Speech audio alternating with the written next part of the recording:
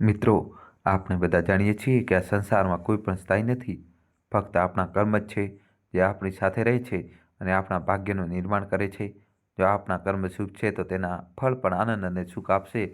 પરંતુ જો આપણે આપણા જીવનમાં કોઈની સાથે અન્યાય કર્યો હોય, ખાસ કરીને માતા પિતા જેવા પૂજનીય સંબંધો સાથે, તો ઈશ્વરનો ન્યાય ભલે મોડો આવે, પણ આવે ચોક્કસ. તો ચાલો આ વાર્તાના માધ્યમથી આપણે જાણવાનો પ્રયત્ન કરીએ કે લાલચ અને સ્વાર્થના મૂળિયા કેવી રીતે આખા પરિવારને પોકળ કરી નાખે છે અને કેવી રીતે એક પિતાની પીડા કુદરતના ન્યાયને પોકારે છે. અંત સુધી જોડાયેલા રહો, કારણ કે તેમાં છુપાયેલો છે એક એવો દિવ્ય સંદેશ જે તમારા જીવનને એક નવી દિશા આપી શકે છે. તો ચાલો કથા શરૂ કરીએ. વિડીયો લાઈક કરી ચેનલ સબસ્ક્રાઈબ કરી દો. પરંતુ આગળ વધતા પહેલાં તમને જણાવી દઈએ કે ગુરુડ પુરાણમાં કહેવાય છે કે કથાઓ કે શીખ જો વચ્ચેથી છોડી દેવામાં આવે તો તે પાપની શ્રેણીમાં આવે છે. તો આપ સૌને નિવેદન છે કે વિડીયોને અંત સુધી પૂરો જુઓ.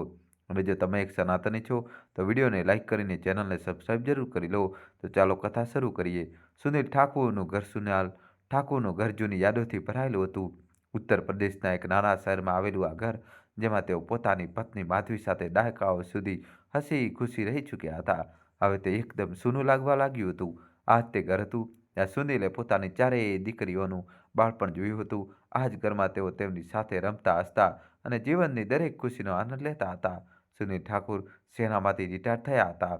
તેના ચહેરા પર હંમેશા એક કડક શિસ્તનો ભાવ રહેતો હતો, પરંતુ તેમના હૃદયમાં કોમળતાની ઊંડાઈ પણ હતી. તેઓ અત્યંત પારિવારિક વ્યક્તિ હતા અને તેમના જીવનનો સૌથી મોટો સહારો તેમની પત્ની માધવી હતી.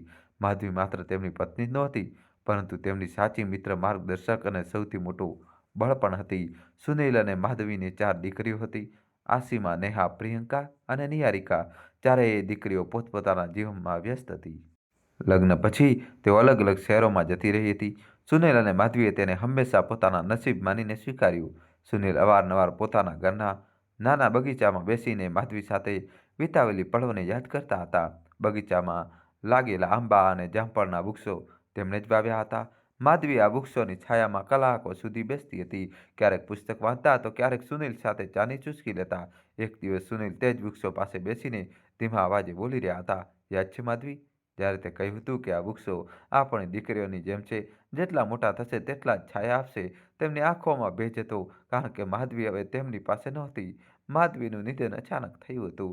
એક રાત્રે તેમને છાતીમાં સખત દુખાવો થયો અને હોસ્પિટલ પહોંચતા પહોંચતા બધું સમાપ્ત થઈ ગયું. આસમાન સુનિલ માટે એવો આઘાત હતો જેમાંથી તેઓ ક્યારેય બહાર આવી શક્યા નહીં. તે દિવસ પછી ઘરમાં સન્નાટો છવાઈ ગયો. માધવીના ગયા પછી સુનિલે પોતાની દીકરીઓ પાસેથી વધારે અપેક્ષા રાખી નહીં. દીકરીઓ ફોન કરતી હતી, પણ મોટાભાગની વાતચીત ઔપચારિક જ રહેતી. તેઓ પોતપોતાના જીવનમાં વ્યસ્ત હતી. એક દિવસ સુનિલને તેમની સૌથી મોટી દીકરી આસીમાનો ફોન આવ્યો, પપ્પા, તમે એકલા કેમ રહો છો? અમે તમને કહ્યું હતું કે તમે અમારી પાસે આવી જાઓ. સુનિલે જવાબ આપ્યો, એકલતા ખરાબ નથી બેટા, તારી માની યાદો મારી સાથે છે, તે જ મારો સમય પસાર કરવા પૂરતી છે. તેમણે એક કમજોર હાસ્ય સાથે વાત પૂરી કરી. આસીમાએ તરત જ આ વિશે પોતાની બહેનોને જણાવ્યું. ચારેય મળીને નિર્ણય લીધો કે પપ્પાને આ રીતે એકલા રહેવા દેવાય નહીં. તેમણે નક્કી કર્યું કે પપ્પા તેમના બધાની પાસે 2-2 મહિના રહેશે. જ્યારે દીકરીઓએ આ નિર્ણય સુનિલને જણાવ્યો તો તેમણે સ્પષ્ટપણે વિરોધ કર્યો. શું મારું ઘર છોડીને ક્યાંય જઈ શકતો નથી? આ ઘરમાં તારી માનો આત્મા છે, હું દરેક ખૂણામાં તેને મહેસૂસ કરું છું, સુનિલે ભાવુક થઈને કહ્યું. પરંતુ દીકરીઓએ તેને તેમની જીદ માનીને દબાણ કર્યું. તેમની લાગણીઓને સન્માન કરતા સુનિલે આખરે માની લીધું, જો કે તેમને અંદાજ નહોતો આ નિર્ણય તેમનું જીવન કેવી રીતે બદલી નાખશે. સુનિલ ઠાકુરના જીવનમાં હવે એક નવી શરૂઆત થવા જઈ રહી હતી. જો કે આ શરૂઆત તેમના દિલની બિલકુલ વિરુદ્ધ હતી. પોતાનું પ્રિય ઘર, પોતાની યાદો અને માધવીની હાજરીને છોડીને જવું તેમના માટે સહેલું નહોતું. પણ દીકરીઓના વારંવારના આગ્રહ પર તેમણે પોતાની સંમતિ આપી દીધી. સુનિલનો પહેલો પડાવ મથુરા હતો. તેમની સૌથી મોટી દીકરી આસીમા ત્યાં રહેતી હતી. આ નિર્ણય એ આધારે લેવાયો કે સૌથી મોટી દીકરી પિતાની સંભાળ સારી રીતે રાખી શકશે. આસીમાના પતિ અરવિંદ એક પ્રાઇવેટ કંપનીમાં મેનેજર હતા અને તેમને 2 બાળકો હતા, અર્પિતા, આરવ. સુનિલ જ્યારે પોતાની જૂની અલમારીમાંથી કેટલાક કપડાં અને જરૂરી સામાન કાઢી રહ્યા હતા, તો તેમની આંખો દરેકે વસ્તુ પર ઠરી ગઈ જે માધવીની યાદ અપાવી રહી હતી. અલમારીમાં રાખેલી માધવીની જૂની સીડીઓ, તેમની તસવીરો અને તેમના દ્વારા લખેલા પત્રો સુનિલના દિલને અંદર સુધી ઝકઝોરી રહ્યા હતા. તેમણે ધીમા સ્વરે બબડતા કહ્યું, શું ખરેખર મારે આ ઘર છોડવું પડશે? પણ તેમને એ પણ અહેસાસ હતો કે તેમની દીકરીઓ તેમના ભલા માટે જ આ બધું કરી રહી હતી. સવારનો સૂરજ ઉગતા જ આસીમાનો દીકરો આરવ મથુરાથી તેમને લેવા આવી ગયો. કારમાં બેસતી વખતે સુનિલ ઘરમાં ઉંબરા પર રોકાઈને છેલ્લી વાર આખા ઘરને નિહાળ્યું. તેમની આંખો ભરાઈ આવી, પણ તેમણે પોતાના આંસુ લૂછી લીધા. પપ્પા, તમે ચિંતા ન કરો. મથુરામાં તમને સારું લાગશે. ત્યાં બધા તમારું ખૂબ ધ્યાન રાખશે. આરવે આશ્વાસન આપ્યું. મથુરા પહોંચતા જ આસીમા અને તેનો પરિવાર સુનિલનું જોરદાર સ્વાગત કરે છે. જેમ તેઓ ઘરની અંદર પગ મૂકે છે, અર્પિતા દોડીને પોતાના નાનાને ગળે વળગી પડે છે. નાના, તમે અમારા ઘરે આવવામાં આટલા દિવસ કેમ લગાવી દીધા? અર્પિતાએ ફરિયાદ ભર્યા લહેજામાં કહ્યું. આસીમાએ સુનિલને તેમના માટે તૈયાર કરેલા રૂમમાં લઈ જઈને બતાવ્યો. રૂમ સુંદર રીતે સજાવેલો હતો. ત્યાં એક આરામદાયક પલંગ, અલમારી અને તેમની જરૂરતની બધી વસ્તુઓ હાજર હતી. પપ્પા, આ રૂમ ખાસ તમારા માટે તૈયાર કર્યો છે. તમને કોઈ તકલીફ નહીં થાય, આસીમાએ સ્મિત સાથે કહ્યું. શરૂઆતમાં સુનિલને અહીં રહેવું સારું લાગ્યું. નાતી પોતાઓ સાથે સમય વિતાવવો, તેમને સ્કૂલની વાર્તાઓ સંભાળવી અને તેમની સાથે રમવું તેમના માટે ખુશીઓની પળ હતી. આસીમા પણ તેમને દરેક વખતે ખુશ રાખવાની કોશિશ કરતી હતી. સુનિલની દિનચર્યા નક્કી થઈ ચૂકી હતી. સવારે વહેલા ઉઠીને તેઓ પૂજા કરતા, પછી ચા પીતા, અખબાર વાંચતા. બપોરે તેઓ બાળકો સાથે વાતો કરતા કે ટીવી જોતા. સાંજે તેઓ ઘણીવાર ઘરના બગીચામાં બેસીને અતીતની યાદોમાં ખોવાઈ જતા. પરંતુ આ સુખદ અનુભવ વધારે દિવસો સુધી ન ચાલ્યો. એક અઠવાડિયા પછી જ આસીમા અને અરવિંદ વચ્ચે ઝઘડાઓ થવા લાગ્યા.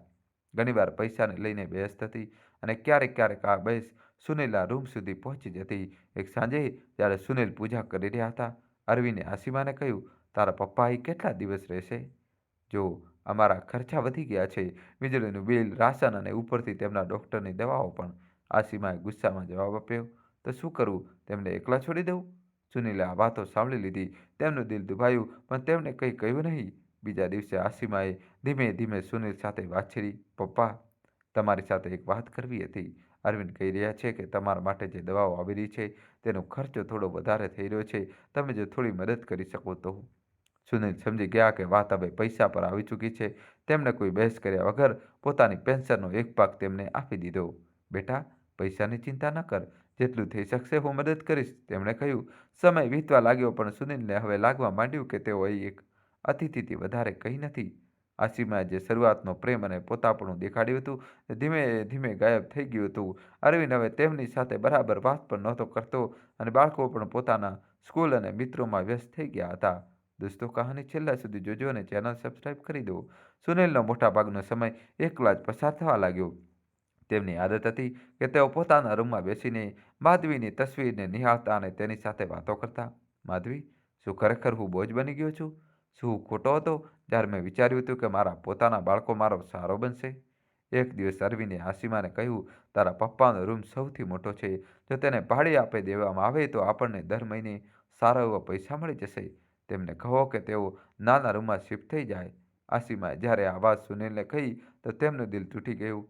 તેઓ કંઈ ન બોલ્યા અને બસ એક લાંબી ચૂપકીદીમાં જતા રહ્યા. તેમણે મહેસૂસ કર્યું કે હવે અહીં રહેવું શક્ય નથી. સુનિલ ઠાકુર હવે પોતાની સૌથી મોટી દીકરી આસીમાના ઘરેથી દિલ્હી જવાની તૈયારી કરી રહ્યા હતા. મથુરામાં વિતાવેલા 2 મહિના તેમના માટે કોઈ ભાવનાત્મક યાત્રાથી ઓછા ન હતા. શરૂઆતમાં ત્યાં પોતાપણું મળ્યું, પણ ધીમે ધીમે તે જ પોતાપણું સ્વાર્થ અને ઔપચારિકતામાં બદલાઈ ગયું. જ્યારે અરવિંદે તેમને રૂમને ભાડે આપવાની વાત કરી તો સુનિલે મહેસૂસ કર્યું કે હવે અહીં રોકાવું સંભવ નથી. સુનિલના જમાઈ નેહાના પતિ રોહિત તેમને લેવા મથુરા આવ્યા. રોહિત વ્યવસાય એક વકીલ હતા અને પોતાના કામની ખૂબ વ્યસ્ત દિનચર્યામાં લાગેલા રહેતા હતા. પપ્પા, દિલ્હીમાં તેમને ખૂબ સારું લાગશે. ત્યાંના માહોલમાં કંઈક અલગ જ વાત છે. નેહાએ તમારા માટે એક અલગ રૂમ તૈયાર કર્યો છે અને બાળકો તમારા આવવાની આતુરતાથી રાહ જોઈ રહ્યા છે, રોહિતે કારમાં બેઠા બેઠા કહ્યું. સુનિલે હળવું સ્મિત આપ્યું અને બારીની બહાર જોવા લાગ્યો. તેઓ જાણી જોઈને કોઈ ઉત્સાહ નહોતા દેખાડી રહ્યા. તેમની અપેક્ષાઓ પહેલેથી જ મથુરામાં તૂટી ચૂકી હતી. દિલ્હી પહોંચ્યા પછી નેહા અને તેના બાળકો આર્યન અને આભાએ મોટા ઉત્સાહથી સુનિલનું સ્વાગત કર્યું. નેહાએ તેમનો હાથ પકડીને તેમને ઘરની અંદર લઈ ગઈ. ઘર બહુ મોટું અને આધુનિક રીતે સજાવેલું હતું. સુનિલે ચારે તરફ નજર નાખી. કેવું લાગ્યું અમારું ઘર, પપ્પા? નેહાએ સ્મિત સાથે પૂછ્યું. બહુ સારું છે બેટા, તે ખૂબ મહેનત કરી છે, સુનિલે પ્રસન્નતાથી કહ્યું. નેહાએ તેમને એક અલગ રૂમ બતાવ્યો જે સારી રીતે સજાવેલો હતો. રૂમમાં એક મોટો પલંગ, ખુરશી, ટેબલ અને એક ટેલિવિઝન પણ રાખેલું હતું. પપ્પા, આ રૂમ તમારો છે. તમને કોઈ પણ વસ્તુની જરૂર હોય તો બસ મને જણાવી દેજો. નેહાએ કહ્યું. શરૂઆતના કેટલાક દિવસ સુનિલ માટે આરામદાયક હતા. આર્યન અને આભા તેમની પાસે બેસીને વાર્તાઓ સાંભળતા. સુનિલ પણ તેમની સાથે રમતા અને તેમને પોતાના જીવનના અનુભવો સંભળાવતા. એક દિવસ નેહાએ તેમને બજાર જવાનો પ્રસ્તાવ આપ્યો. પપ્પા, ચાલો તમને દિલ્હીની કેટલીક ખાસ જગ્યા દેખાડું. એનું કનોટ પેલેસ બહુ મશહૂર છે. ત્યાં ચાલીએ, નેહા ઉત્સાહથી કહ્યું. સુનિલ માની ગયા. દિલ્હીની ભીડભાડવાળી સડકો પરથી પસાર થતા તેમણે જોયું કે શહેર કેટલું બદલાઈ ચૂક્યું છે. તેમની આંખોમાં એક ચમક હતી, પણ આ ચમક જલ્દી જ નેહાની અસલિયત આગળ ઝાંખી પડવાની હતી. થોડા અઠવાડિયા પછી નેહાનું વર્તન બદલાવા લાગ્યું. તેની વ્યસ્તતા વધી ગઈ હતી અને તે સુનિલ સાથે ઓછી વાત કરવા લાગી. ત્યારે પણ સુનિલે કંઈ મદદની પેશકશ કરી તો નેહાએ કહ્યું, પપ્પા, તમે આરામ કરો. આ બધું કરવાની જરૂર નથી. પણ આ દેખાડો હતો. અસલમાં નેહા ધીમે ધીમે મહેસૂસ કરવા લાગી કે સુનિલે એક મહેમાનથી વધારે કંઈ નથી. એક દિવસ જ્યારે સુનિલ પોતાના રૂમમાં બેસીને માધવીની તસવીરને નિહાળી રહ્યા હતા, ત્યારે જ નેહા રૂમમાં આવી. પપ્પા, હું તમારી સાથે એક વાત કરવા માંગતી હતી. નેહા થોડી ઝીઝક સાથે કહ્યું. હા બેટા, બોલ, શું વાત છે? સુનિલે સહજતાથી પૂછ્યું. પપ્પા, દિલ્હીમાં રહેવું મોંઘું છે. અહીં બાળકોનો અભ્યાસ, ઘરનું ભાડું અને બાકીના ખર્ચા ખૂબ વધારે છે. જો તમે થોડી મદદ કરી શકો તો અમારી મુશ્કેલીઓ સહેલી થઈ શકે છે. નેહાએ ધીમા સ્વરે કહ્યું. સુનિલે કંઈ કહ્યા વગર પોતાની પેન્શનનો એક ભાગ તેને આપી દીધો. તેમને સમજતા વાર ન લાગી કે નેહા પણ પૈસા માટે જ તેમના નજીક છે. એક સાંજે રોહિતે નેહાને કહ્યું, પપ્પાનું અહીં રહેવું હવે મુશ્કેલ થઈ રહ્યું છે. આપણું ઘર મોટું જરૂર છે, પણ એક રૂમનો ખર્ચો અમે વધારે ઉઠાવી શકતા નથી. તેમને કહો કે તેઓ કોઈ બીજી જગ્યાએ શિફ્ટ થઈ જાય અથવા પછી આ રૂમનું ભાડું આપે. નેહાએ આ વાત સુનિલને કહેવાની હિંમત ન કરી, પણ તેનું વર્તન બદલાઈ ગયું. તે હવે સુનિલ સાથે વાત કરવાથી કતરાવા લાગી. સુનિલે મહેસૂસ કર્યું કે તેમની સાથે જે થઈ રહ્યું છે તે યોગ્ય નથી. કેટલાક દિવસો પછી નેહાએ સુનિલને કહ્યું, પપ્પા, રોહિત કહી રહ્યા છે કે જો તમે તમારા જૂના ઘરને વેચી દો અને તે પૈસા અમને આપી દો તો અમે તમને વધારે સારી સુવિધા આપી શકીએ છીએ. આ ઘર મોટું થઈ જશે અને તમને પણ આરામ મળશે. સુનિલે આ સાંભળીને પોતાને ઠગાયેલા મહેસૂસ કર્યા. તેમણે પોતાના ઘરને વેચવા માટે પહેલાં જ પોતાની સંમતિ આપી નહોતી. તે જ ઘર હતું જે માધવીની યાદોથી ભરેલું હતું. નેહા, તું જાણે છે કે તે ઘર મારો આત્મા છે. તેને વેચવું મારા માટે શક્ય નથી. સુનિલે કઠોર સ્વરે કહ્યું. નેહાએ નારાજગી દેખાડતા કહ્યું, પપ્પા, તમારે અમારા માટે કંઈક તો કરવું જોઈએ. અમે તમારા માટે એટલું બધું કરી રહ્યા છીએ. અને તમે? સુનિલને સમજાઈ ગયું હતું કે નેહા અને રોહિતના મનમાં તેના માટે કોઈ સાચો પ્રેમ નથી. નેહાના ઘરે 2 મહિના પૂરા થવા આવ્યા હતા. સુનિલે પોતાના બાકીના દિવસોને કોઈ રીતે કાપવાનો નિર્ણય લીધો. તેમણે પોતાની ત્રીજી દીકરી પ્રિયંકાને ફોન કર્યો અને કહ્યું, પ્રિયંકા, મારે અહીંથી આવવું છે. શું તું મને લેવા આવી શકે છે? પ્રિયંકાએ તરત સંમતિ આપી અને તેમને જયપુર બોલાવી લીધા. દિલ્હીમાં 2 મહિના વિતાવ્યા પછી સુનિલ ઠાકુરે મહેસૂસ કર્યું કે તે પોતાની દીકરીઓના ઘરમાં માત્ર એક અસ્થાયી અતિથિ બનીને રહી ગયા હતા. મથુરામાં આસીમા અને હવે દિલ્હીમાં નેહા સાથે વિતાવેલા સમયથી તેમને શીખવી દીધું હતું કે દીકરીઓ માટે તેમનું મહત્વ તેમની સંપત્તિ અને પેન્શન સુધી જ સીમિત હતું. તેમની ત્રીજી દીકરી પ્રિયંકા જયપુરમાં રહેતી હતી. પ્રિયંકાનો પરિવાર પહેલેથી જ તેમને જયપુર બોલાવવા માટે ઉત્સુક હતો. તે અને તેના પતિ નિખિલે ફોન પર વારંવાર કહ્યું હતું, પપ્પા, અમારી પાસે આવો, અહીં તમને વધારે સારું લાગશે. જયપુરનું હવામાન પણ દિલ્હીની તુલનામાં સારું છે. સુનિલે પ્રિયંકાની વાત માનવાનો નિર્ણય કર્યો. હવે તેમને ઉમેદ હતી કે કદાચ પ્રિયંકા અને નિખિલ તેમની સાથે સારું વર્તન કરશે. સુનિલે તે જયપુર લઈ જવા માટે પ્રિયંકા પોતે દિલ્હી આવી.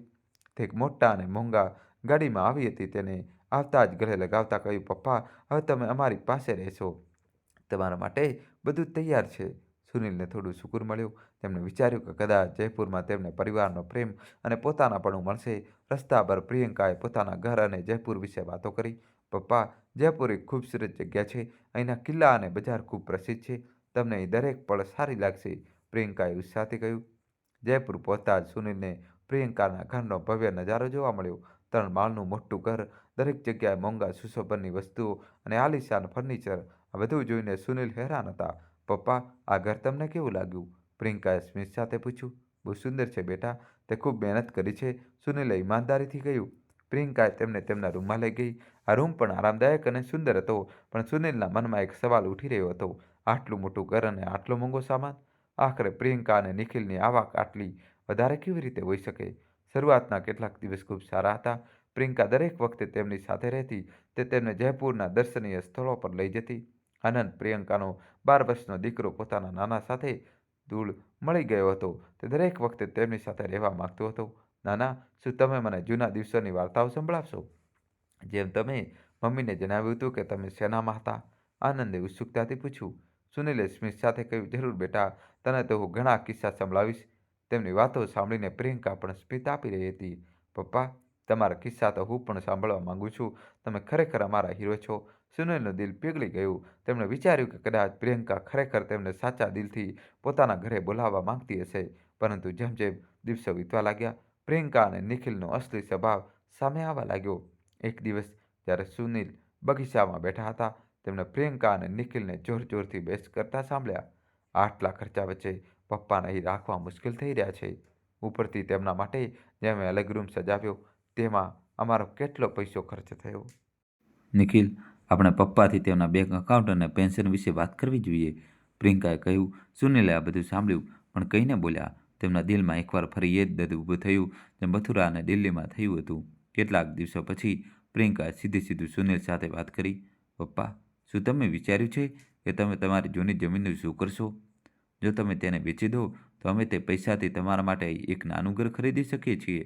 તમને વારંવાર આમ તેમ જવાની જરૂર નહીં પડે. સુનિલે તેની વાત ધ્યાનથી સાંભળી અને શ્વાસ સ્વરે કહ્યું, બેટા, જમીન મારા અને તારી માના જીવનભરની મહેનત છે. હું તેને એમ જ નથી વેચી શકતો. પ્રિયંકાને આ જવાબ પસંદ ના આવ્યો. તેને ગુસ્સામાં કહ્યું, પપ્પા, અમે બધા તમારા માટે આટલું બધું કરી રહ્યા છીએ. તમારે પણ અમારી મદદ કરવી જોઈએ. તમારી પાસે બીજું શું છે? પ્રિયંકાના પતિ નિખિલે પણ પોતાની પત્નીનો સાથ આપ્યો.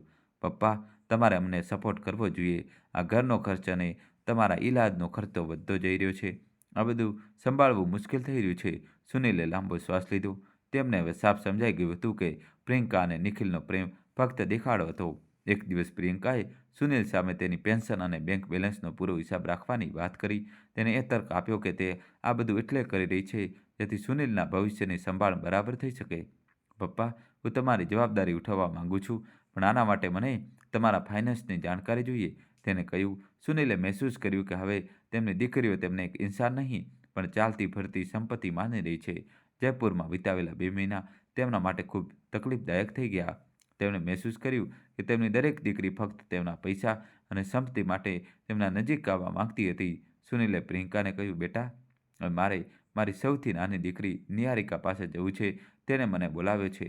પ્રિયંકાએ કોઈ બહેસ કર્યા વગર તેમને જવા દીધા, પણ તેને નાખુશી સાફ જાહેર કરી દીધી. જયપુરમાં 2 મહિના વિતાવ્યા પછી સુનિલ ઠાકુરે એક ઊંડી ઉદાસી સાથે મહેસૂસ કર્યું કે તેમની ત્રીજી દીકરી પ્રિયંકા પણ તેમની પહેલી 2 દીકરીઓની જેમ ફક્ત પોતાના સ્વાર્થ અને લાલચમાં ડૂબેલી હતી. દોસ્તો, કહાની છેલ્લા સુધી જોજો અને ચેનલ સબસ્ક્રાઇબ કરી દો. પોતાની સૌથી નાની દીકરી નિહારિકા પાસે પુણે જવાનો નિર્ણય તેમના માટે છેલ્લી ઉમ્મીદ જેવો હતો. નિહારિકા અત્યાર સુધી હંમેશા ફોન પર એ કહેતી રહી હતી કે તે પોતાના પપ્પાને ખૂબ પ્રેમ કરે છે અને તેમના માટે કંઈ પણ કરી શકે છે. સુનિલને આ યકીન હતો કે તેમની સૌથી નાની દીકરી કદાચ તેમને સાચો પ્રેમ કરતી હશે.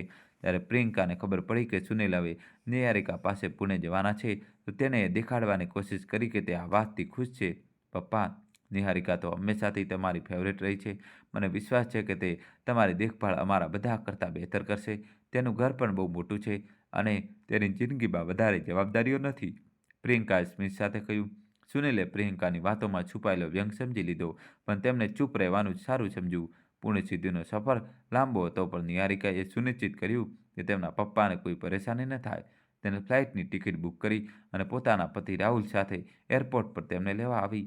પપ્પા, હવે તમે મારી જવાબદારી છો. અહીં તમને કોઈ તકલીફ નહીં થાય, નિહારિકાએ તેમને ગળે વળગતા કહ્યું. સુનિલને આ સાંભળીને સુકૂન મળ્યો. તેમના મનમાં એક ઉમ્મીદ જાગી કે કદાચ પુણેમાં તેમની જિંદગી થોડી સારી હોય. નિહારિકાનું ઘર એક શાનદાર બંગલો હતો. ચારે તરફ હરિયાળી, મોટી બાલ્કની અને દરેક વસ્તુમાં આધુનિકતા ઝલકી રહી હતી. સુનિલને જોઈને રાહુલે કહ્યું, પપ્પા, તમારો રૂમ તૈયાર છે. મેં તમારા આરામનું પૂરું ધ્યાન રાખ્યું છે. સુનિલે ભગવાનનું નામ લઈને મનમાં પ્રાર્થના કરી કે કદાચ હવે તેમની ખોજ પૂરી થાય અને તેમને પરિવારનો સાચો પ્રેમ અને પોતાનાપણું મળી શકે. રૂમ ખરેખર ભવ્ય અને આરામદાયક હતો. તેમાં એક મોટો પલંગ, વાતાનુકૂલિત એર કન્ડિશનર અને એક ખાનગી બાથરૂમ પણ હતું. નિહારિકાએ સુનિલ માટે એક આરામદાયક ખુરશી અને એક નાનકડી લાઇબ્રેરીની પણ વ્યવસ્થા કરી હતી. પપ્પા, અહીં તમને બિલકુલ પોતાના ઘર જેવું લાગશે, નિહારિકાએ હસતા હસતા કહ્યું. પુણેમાં શરૂઆતના દિવસો સુનિલ માટે સુખદ અને શાંતિપૂર્ણ હતા. નિહારિકા અને રાહુલ બંનેએ દર્શાવવાની પૂરી કોશિશ કરી કે તેઓ સુનિલનું કેટલું ધ્યાન રાખે છે. દોસ્તો કહાનીમાં જબરદસ્ત ટ્વિસ્ટ આવશે. અમારી સાથે જોડાયેલા રહેજો. હજી દોસ્તો કહાની બાકી છે. જલ્દીથી દોસ્તો વિડીયો લાઈક કરીને તમારા ભાઈ માટે મિત્રો ચેનલ સબસ્ક્રાઈબ કરી દો. જલ્દીથી જલ્દી. નિહારિકા સવાર સવારમાં તેમના રૂમમાં આવીને તેમની સાથે વાતો કરતી, તેમને તેમની પસંદનું ભોજન પીરસતી અને તેમને સ્વાસ્થ્યનું પૂરું ધ્યાન રાખતી. રાહુલ પણ તેમને પુણેના મુખ્ય સ્થળો જેમ કે ઓશો ગાર્ડન, શનિવાર વાડા અને મહાબળેશ્વરની શેર કરાવવા લઈ ગયો. પપ્પા, મને તમારી સાથે સમય વિતાવવો બહુ ગમે છે, નિહારિકાએ એક દિવસ કહ્યું. સુનિલને આ બધું જોઈને લાગ્યું કે કદાચ તેમનું વિચારવું ખોટું હતું. તેમણે વિચાર્યું કે તેમની સૌથી નાની દીકરી ખરેખર તેમના પ્રત્યે સાચો પ્રેમ ધરાવે છે. પરંતુ આ સુખદ વાતાવરણ વધારે દિવસો સુધી ટક્યું નહીં. એક દિવસ જ્યારે સુનિલ પોતાના રૂમમાં આરામ કરી રહ્યા હતા, ત્યારે તેમણે રાહુલ અને નિહારિકાની વાતો સાંભળી. રાહુલ, પપ્પાને જમીન અને બેંક બેલેન્સનું કંઈક કરવું પડશે. જો તેઓ જમીન વેચી દે તો આપણે તે પૈસાને આપણા નવા પ્રોજેક્ટમાં લગાવી શકીએ છીએ. તેનાથી આપણને મોટો ફાયદો થશે. નિહારિકાએ કહ્યું, તમે સાચું કરી રહ્યા છો, પણ આપણે આ કામ બહુ હોશિયારીથી કરવું પડશે. પપ્પાને એવું મહેસૂસ થવું જોઈએ કે આ બધું તેમના ભલા માટે થઈ રહ્યું છે. સુનિલ આ બધું સાંભળીને શૂન્ય રહી ગયા. તેમના મનમાં આવ્યું કે તેઓ તરત જ ત્યાંથી ચાલ્યા જાય, પણ તેમની પાસે કોઈ વિકલ્પ નહોતો. થોડા દિવસો પછી નિહારિકાએ સુનિલને સીધો સવાલ કર્યો, પપ્પા, શું તમે વિચાર્યું છે કે તમારી જમીનનું શું કરવું? હું અને રાહુલ વિચારી રહ્યા હતા કે જો તમે તેને વેચી દો તો તે પૈસાને કોઈ સારા રોકાણમાં લગાવી શકાય. તેનાથી તમને પણ ફાયદો થશે. સુનિલે શાંત સ્વરે કહ્યું, બેટા, એ જમીન મારા અને તારી માધવીની છેલ્લી નિશાની છે. હું તેને વેચવા વિશે વિચારી પણ નથી શકતો. નિહારિકાએ તરત જ પોતાનો અવાજ બદલતા કહ્યું, પપ્પા, આ તમારા માટે જ તો છે. હું ઈચ્છું છું કે તમારી જિંદગી સરળ થઈ જાય. વિચારો, જો તે પૈસાથી તમે એક નવી જગ્યા ખરીદી લો તો તમારે વારંવાર અમારી પાસે આવવાની જરૂર નહીં પડે. સુનિલને સમજાઈ ગયું કે નિહારિકાનો પ્રેમ પણ ફક્ત દેખાડો હતો.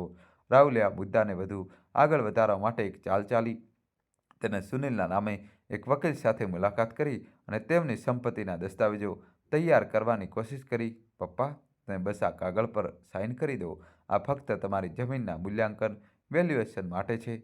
રાહુલે તેમને સમજાવવાની કોશિશ કરી, પણ સુનિલે સાઇન કરવાથી ના પાડી દીધી. તેમને પૂરો વિશ્વાસ થઈ ગયો હતો કે તેમની સૌથી નાની દીકરી અને તેનો પતિ તેમની સંપત્તિ હડપવાની કોશિશ કરી રહ્યા હતા. દોસ્તો, કહાની છેલ્લા સુધી જોજો અને ચેનલ સબસ્ક્રાઈબ કરી દો. પુણેમાં સુનિલનું જીવન ધીમે ધીમે કઠિન થઈ ગયું.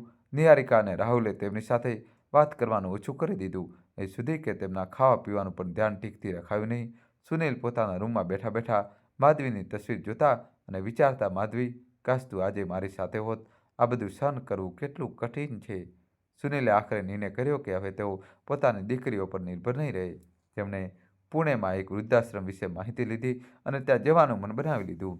જ્યારે નિહારિકાને આ વાતની ખબર પડી તો તેણે તેનો વિરોધ કર્યો. પપ્પા, તમે વૃદ્ધાશ્રમ કેમ જવા માંગો છો? તમે અમારી સાથે સુરક્ષિત છો. તેણીએ કહ્યું, પણ સુનિલે પહેલીવાર સખ્તાઈથી જવાબ આપ્યો, બેટા, મને એ સમજાઈ ગયું છે કે હું ફક્ત એક બોજ છું.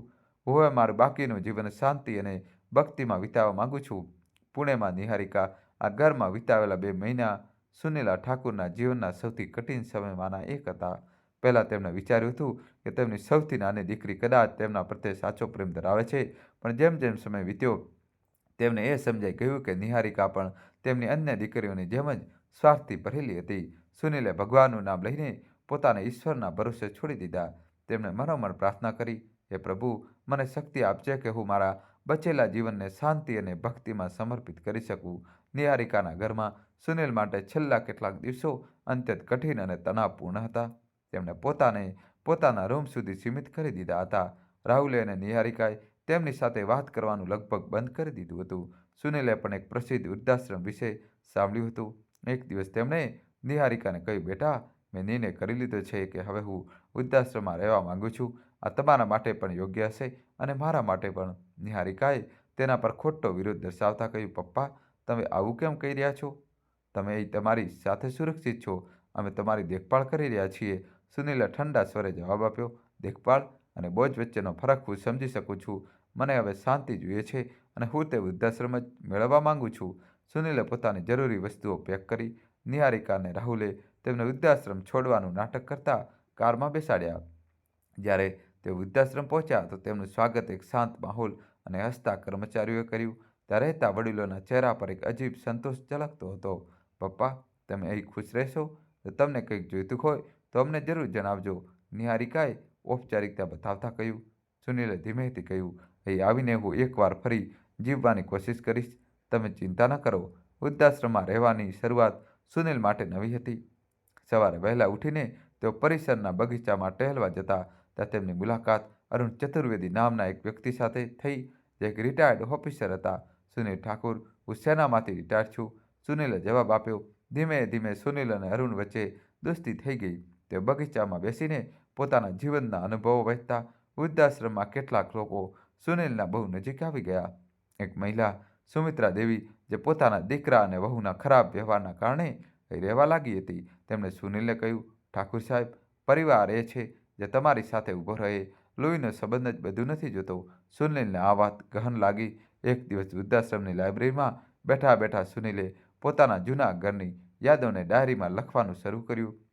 વૃદ્ધાશ્રમમાં રહેતા સુનિલને તેમની દીકરીઓના ફોન કોલ આવવાના શરૂ થયા, પણ હવે તેમના સ્વરમાં પોતિકાપણું ઓછું અને ઔપચારિકતા વધારે હતી. પપ્પા, તમે ત્યાં કેમ છો? બધું ઠીક ચાલી રહ્યું છે? આસીમાએ પૂછ્યું. સુનિલ સમજી ગયા કે આ ફોન કોલનું કારણ ફક્ત તેમના પેન્શન અને સંપત્તિના હાલચાલ જાણવાનું હતું. વૃદ્ધાશ્રમના પ્રબંધક મોહિત અગ્રવાલે એક દિવસ સુનિલને બોલાવ્યા. મિસ્ટર ઠાકુર, અમને તમારી દીકરીઓ તરફથી એક પત્ર મળ્યો છે.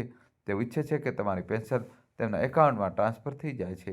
આ સાંભળીને સુનિલનું મન વ્યાકુળ થઈ ગયું. તેમણે સાફ શબ્દોમાં ના પાડી દીધી. મારી પેન્શન મારો અધિકાર છે અને તેને કોઈ બીજું ઉપયોગ કરી શકે નહીં. હવે સુનિલે નક્કી કર્યું કે તેઓ પોતાની જિંદગીને પોતાની રીતે જીવશે. તેને પોતાની પેન્શનનો ઉપયોગ વૃદ્ધાશ્રમને દાન દેવામાં અને પોતાના માટે શાંતિ અને આત્મિક સંતોષ મેળવવામાં કર્યો. એક દિવસ જ્યારે સુનિલ બગીચામાં પોતાના મિત્ર અરુણ ચતુર્વેદી સાથે બેઠા હતા, ત્યારે રિસેપ્શનથી બોલાવવામાં આવ્યું. મિસ્ટર ઠાકુર, તમારા માટે એક ફોન કોલ છે. કોઈ બહુ જૂના પરિચિત છે જે તમારી સાથે વાત કરવા માંગે છે. હેલો, કોણ? તેમણે શાંત સ્વરે પૂછ્યું. બીજી બાજુથી અવાજ આવ્યો, સુનિલ, હું બાબુરામ બોલું છું. યાદ છે મને? સુનિલે એક પળ માટે ચોંકી ગયા. બાબુરામ તેમના મોટા ભાઈ હતા. લગ્ન અને પારિવારિક ગૂંચવણોના કારણે તેમની વાતચીત ધીમે ધીમે ઓછી થતી ચાલી ગઈ હતી. બાબુરામ, આ કેવી રીતે શક્ય છે? આટલા વર્ષો પછી? સુનિલનો અવાજ ભાવુક થઈ ગઈ. ભાઈ, મેં સાંભળ્યું છે કે તું વૃદ્ધાશ્રમમાં રહી રહ્યો છે. આ સાંભળીને મારું દિલ તૂટી ગયું. શું તે તારા પરિવારના હોવા છતાં આ નિર્ણય કર્યો? અને જો કર્યો તો મને કેમ ન જણાવ્યું? બાબુરામના અવાજમાં ફરિયાદ અને ચિંતા બંને હતી. ભાઈ, આ એક લાંબી વાર્તા છે. સમયને બધું બદલી દીધું છે. હવે બસ એ જ વિચારું છું કે મારા અંતિમ દિવસો શાંતિથી ગુજારી શકું. સુનિલે ધીમા સ્વરે કહ્યું. નહીં સુનિલ, તું તરત મારી પાસે આવ. હું ગ્વાલિયરમાં છું. અહીં અમારો પરિવાર તને એટલો જ પ્રેમ અને સન્માન આપશે જેટલાનો તું સાચો હકદાર છે. હું તને એકલો નહીં છોડી શકતો. દોસ્તો, કહાની છેલ્લા સુધી જોજો અને વિડીયો લાઈક કરીને ચેનલ સબસ્ક્રાઈબ કરી દો. બાબુરામે દૃઢતાથી કહ્યું. અરુણ ચતુર્વેદીએ કહ્યું, ઠાકુર સાહેબ, હું તમને રોકવા નથી માગતો. પરિવારને મળવાનો અવસર દરેકને નથી મળતો. સુનિલે આખરે નિર્ણય કર્યો કે તેઓ ગ્વાલિયર જશે. સુનિલે વૃદ્ધાશ્રમને અલવિદા કહ્યું અને ગ્વાલિયર માટે નીકળી પડ્યા.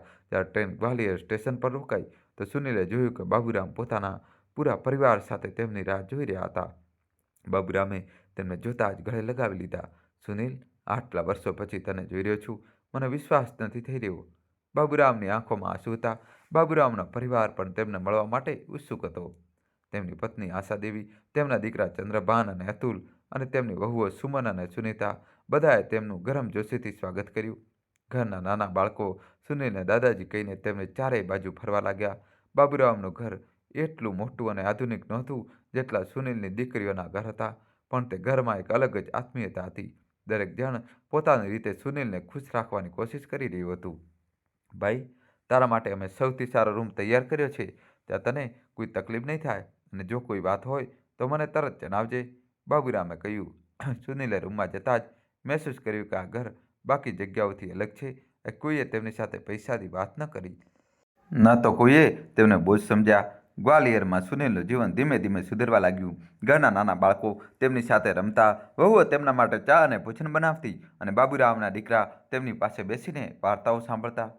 સુનિલને હવે અહેસાસ થવા લાગ્યો હતો કે સાચો પ્રેમ અને પોતિકાપણું ફક્ત લોહીના સંબંધોથી નથી મળતું, તો એવા લોકો પાસેથી પણ મળી શકે છે જેઓ ખરેખર તમારી પરવા કરે છે, પણ તેમની ખુશી લાંબા સમય સુધી ટકી નહીં રહી. એક દિવસ જ્યારે સુનિલ બગીચામાં બેઠા હતા ત્યારે તેમને એક પત્ર મળ્યો. આ પત્ર તેમની દીકરીઓ તરફથી હતો. પત્રમાં લખ્યું હતું, પપ્પા, અમને તમારી પેન્શનની જરૂર છે.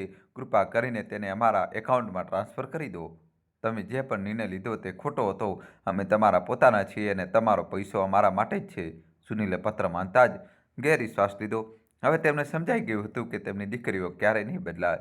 પત્ર મળ્યાના થોડા દિવસો બાદ આસીમા, નેહા, પ્રિયંકા અને નિહારિકાએ ફોન કરવાના શરૂ કરી દીધા. દોસ્તો, કહાની છેલ્લા સુધી જોજો અને ચેનલ સબસ્ક્રાઈબ કરી દો. બધાનો એક જ સવાલ હતો પેન્શન વિશે. આસીમાએ ફોન પર કહ્યું, પપ્પા, તમે અમારો પત્ર વાંચો. અમને તમારી મદદની જરૂર છે. આખરે અમે તમારા બાળકો છીએ. આ પેન્શન અમારા માટે જ છે. સુનિલે શાંત સ્વરે જવાબ આપ્યો, બેટા, મારી પેન્શન મારી જરૂરિયાતો માટે છે. જો તમને મારી મદદની જરૂર હોત તો તમે પહેલાં મારી સાથે પ્રેમ અને સન્માનથી વાત કરતી, પણ હવે આ ફક્ત સ્વાર્થ છે. ને આ ફોન પર આ સાંભળીને તાળા માર્યા. પપ્પા, આ તો ખોટું છે.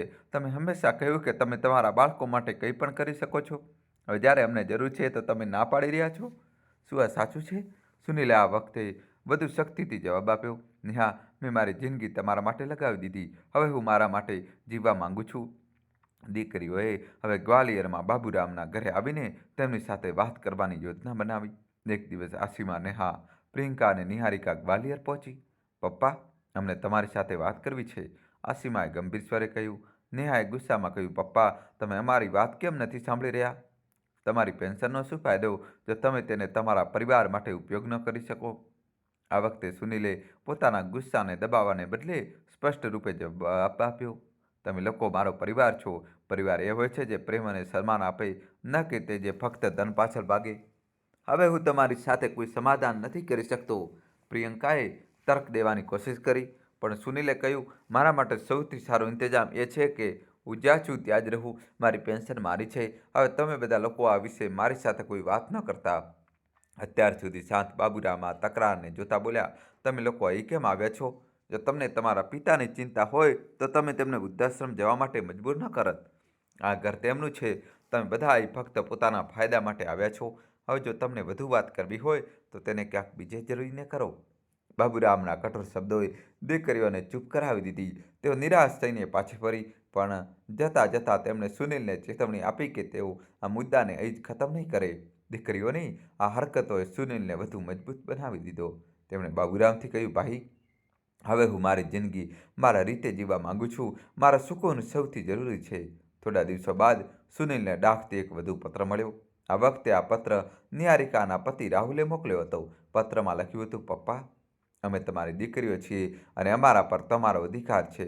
તમારી પાસે જે સંપત્તિ અને પેન્શન છે તે અમારી વારસાગત મિલકતનો હિસ્સો છે. તમે આ વાર્તાના આગલા ભાગ વિશે જાણવા માંગો છો? જો તમે આ અમને નહીં આપો તો અમારે કાનૂની કાર્યવાહી કરવી પડશે. આ વાંચીને સુનિલના હાથ ધ્રુજી ગયા. તેમણે ક્યારેય કલ્પના પણ નહોતી કરી કે તેમની દીકરીઓ આટલે સુધી જઈ શકે છે. તેઓ પત્ર લઈને બાબુરામ પાસે પહોંચ્યા. ભાઈ, આ જુઓ, હવે આ મારી સંપત્તિ માટે મને કોર્ટમાં ખેંચી જવાની ધમકી આપી રહી છે.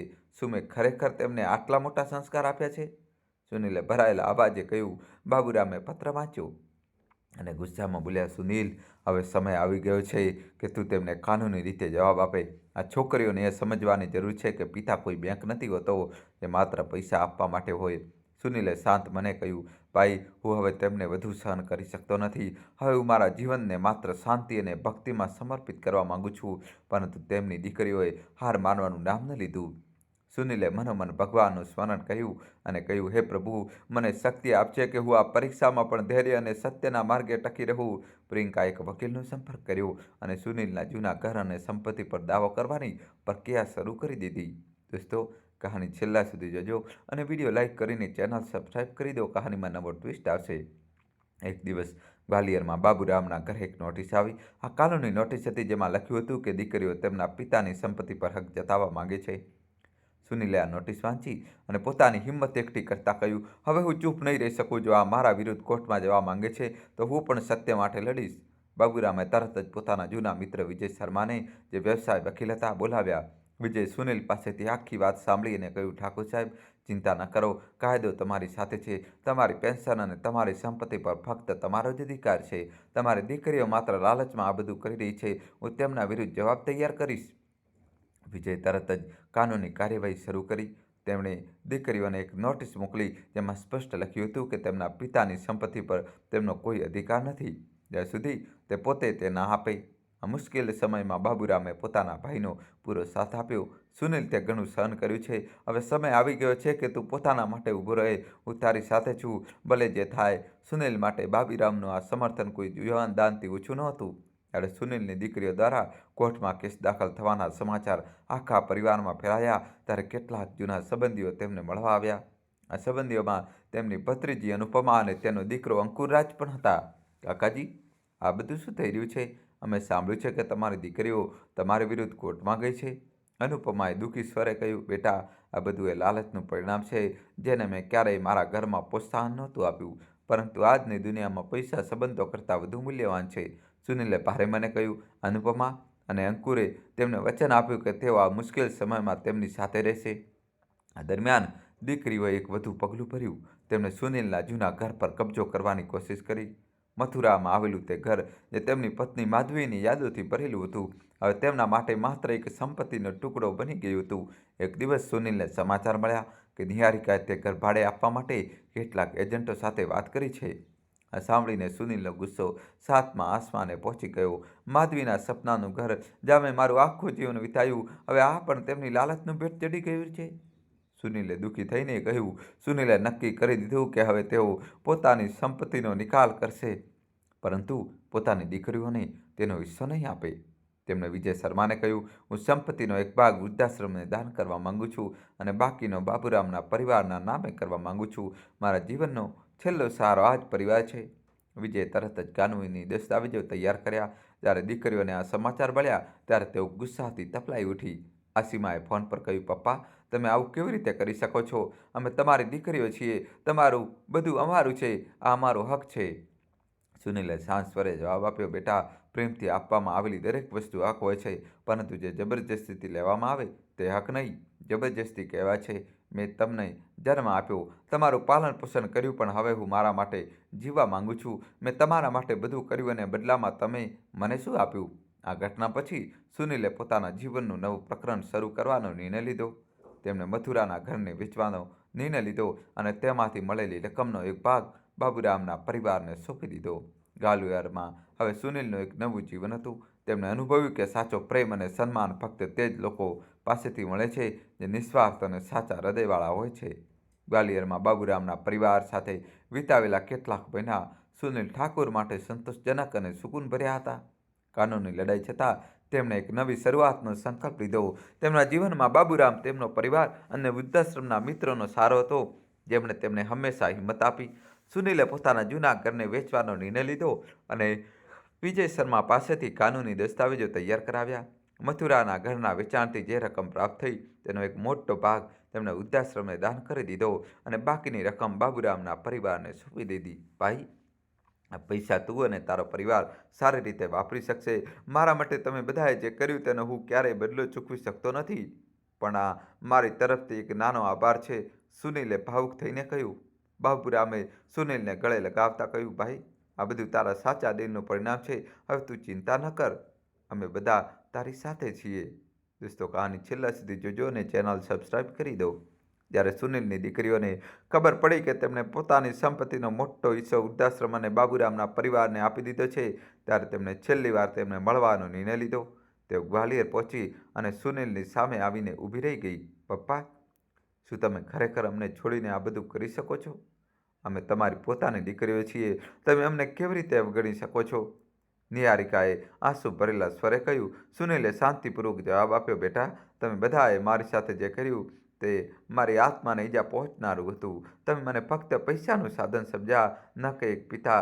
મેં તમારા બધા માટે બધું કર્યું, પણ હવે હું મારી શાંતિ ઈચ્છું છું. આ મારું જીવન છે અને મેં તે કર્યું જે મને યોગ્ય લાગ્યું. દીકરીઓ સુનિલની વાત સાંભળીને નિરાશ થઈ ગઈ. તેઓ સમજી ગઈ કે હવે તેમના પિતા તેમના કોઈ પણ દબાણમાં નહીં આવે. સુનિલે ગ્વાલિયરમાં એક નવી શરૂઆત કરી. તેમણે બાબુરામ સાથે રહેતા જીવનની દરેક નાની મોટી ખુશીને અનુભવી. તેમણે બાળકો સાથે રમવું, તેમની સાથે હસવું, બોલવું અને જૂના દિવસોની યાદો તાજી કરવાનું શરૂ કર્યું. બાબુરામના પરિવારે સુનિલને પોતાના પરિવારનો હિસ્સો બનાવી દીધો હતો. વૃદ્ધાશ્રમના કેટલાક જૂના મિત્રો, જેમ કે અરુણ ચતુર્વેદી અને સુમિત્રા દેવી, ગ્વાલિયરમાં સુનિલને મળવા આવ્યા. તેમણે સુનિલ સાથે પોતાના અનુભવો વહેંચ્યા અને તેમની સાથે થોડો સમય વિતાવ્યો. ઠાકુર સાહેબ, તમે ખૂબ ખુશ દેખાઈ રહ્યા છો. આ જોઈને દિલને સુકૂન મળે છે. અરુણે કહ્યું, હા, હવે મને સમજાઈ ગયું કે જીવનમાં સાચું સુખ ક્યાં મળે છે. તે એવા લોકોની સાથે હોય છે જે નિસ્વાર્થ હોય છે. સુનિલે સ્મિત સાથે જવાબ આપ્યો. સમય વીતતો ગયો અને સુનિલે પોતાના જીવનના છેલ્લા દિવસોને ખુશીઓથી ભરપૂર બનાવવાની પૂરી કોશિશ કરી. તેણે બાબુરામના પરિવાર સાથે પોતાના દરેક દિવસનો આનંદ લીધો. એક દિવસ જ્યારે સુનિલ પોતાના રૂમમાં બેઠા હતા, તેમણે બાબુરામને બોલાવ્યા અને કહ્યું, ભાઈ, મને હવે મારા જીવનનો અંત અનુભવાઈ રહ્યો છે. મેં મારું જીવન જીવી લીધું છે અને હવે હું શાંતિ ઈચ્છું છું. બાબુરામે સુનિલને ગળે લગાવતા કહ્યું, ભાઈ, તે બહુ સંઘર્ષ કર્યો છે. હવે તને શાંતિ અને સુકૂન મળે. સુનિલની તબિયત ધીમે ધીમે ખરાબ થવા લાગી. બાબુરામ અને તેમનો પરિવાર તેમની દેખભાળમાં કોઈ કસર છોડી રહ્યા નહોતા. એક રાત સુનિલે પોતાના ભાઈને કહ્યું, ભાઈ, જો મારી દીકરીઓ મને મળવા આવે તો તેમને માફ કરી દેજે. તેઓ જે પણ છે મારી પોતાની જ સંતાનો છે. બીજી સવારે સુનિલે પોતાનો છેલ્લો શ્વાસ લીધો. બાબુરામ અને તેમનો પરિવાર તેમની પાસે જ હતો. તેમણે પોતાના ભાઈને પ્રેમ અને સન્માન સાથે વિદાય આપી. સુનિલના મૃત્યુ પછી બાબુરામને તેમની ઈચ્છાઓનું પાલન કર્યું. તેમણે સુનિલની સંપત્તિમાંથી વૃદ્ધાશ્રમને દાન આપ્યું અને બાકીના પૈસા પોતાના પરિવારની ભલાઈ માટે ઉપયોગ કર્યા. બાબુરામના પરિવારે સુનિલની યાદમાં એક નાના પાર્કનું નિર્માણ કર્યું, જ્યાં લોકો આવીને શાંતિ અને સુકૂન મેળવી શકતા હતા. સુનિલ ઠાકોરની વાર્તાએ એ શીખ્યું કે જીવનમાં સાચું સુખ અને શાંતિ નિસ્વાર્થ પ્રેમ અને સન્માનમાં છે. તેમની દીકરીઓએ જે પણ કર્યું તે એક પિતાની આત્માને ઠેસ પહોંચાડનારું હતું, પરંતુ અંતે તેમણે પોતાના જીવનના છેલ્લા દિવસોમાં સાચું સુખ મેળવ્યું. બાબુરામ અને તેમના પરિવારે એ સાબિત કર્યું કે ખુદના સંબંધોથી પણ વધુ કેટલાક સંબંધો હોય છે જે જીવનનો સાચો અર્થ અને ખુશી આપે છે. દર્શક બંધુ, કુદરતનો ન્યાય ક્યારેય અધૂરો નથી હોતો. આ વાર્તા આપણને શીખવે છે કે જીવનના કરેલા કર્મોનું ફળ અટલ છે. માતા પિતા આપણા જીવનના મૂળ હોય છે અને તેમની સેવા કરવી આપણા ધર્મનો હિસ્સો છે. જ્યારે સંતાન પોતાના માતા પિતાનું અપમાન કરે છે, તેમને અવગણે છે કે સ્વાર્થના કારણે તેમને તકલીફ આપે છે, તે ન માત્ર આ જીવનમાં પરંતુ આવતા જન્મોમાં પણ પોતાના કર્મોનો દંડ ભોગવે છે. શાસ્ત્રોમાં કહેવાયું છે કે માતા પિતાની સેવા સૌથી મોટું પુણ્ય છે અને તેમનું અપમાન સૌથી મોટું પાપ છે. આ કથા એક ચેતવણી છે કે ધન સંપત્તિ અને સ્વાર્થની પાછળ ભાગનારા લોકો પોતાના સંબંધોને ખોઈ દે છે અને અંતે કુદરતના કઠોર ન્યાયનો સામનો કરે છે. કર્મોનું ફળ નિશ્ચિત છે. સારા કર્મોનું સુખનું કારણ બને છે અને ખરાબ કર્મો દુઃખનું. તેથી સાચું સુખ ફક્ત પ્રેમ, સન્માન અને સેવામાં છે. ઈશ્વરના આશીર્વાદ ત્યાં જ મળે છે જ્યાં માતા પિતાનું સન્માન થાય છે. આજની આ વાર્તા આપણને ઊંડી શીખ આપી કે જીવનમાં કરેલા કર્મોનું ફળ અટલ હોય છે. માતા પિતાનું સન્માન, તેમની સેવા અને તેમના આશીર્વાદ આપણા જીવનની સૌથી મોટી મૂડી છે. જે લોકો પોતાના સ્વાર્થ અને લાલચમાં આ મૂડીનો નાશ કરે છે, તેઓ ક્યારેય સુખ અને શાંતિ મેળવી શકતા નથી. કુદરતનો ન્યાય મોડેથી જરૂર આવે છે, પણ આવે અવશ્ય છે. એટલે જ આપણે આપણા સંબંધોની કદર કરવી જોઈએ અને માતા પિતા પ્રત્યે સાચી શ્રદ્ધા અને પ્રેમ જાળવી રાખવા જોઈએ. દોસ્તો, કહાની કેવી લાગી કોમેન્ટ્સમાં જણાવજો અને કોમેન્ટ્સમાં દોસ્તો તમારે જય શ્રી કૃષ્ણ લખવું જ પડશે. વિડીયો લાઇક કરીને ચેનલ સબસ્ક્રાઈબ કરી દો. ખૂબ ખૂબ ધન્યવાદ. દિલથી આભાર તમારો.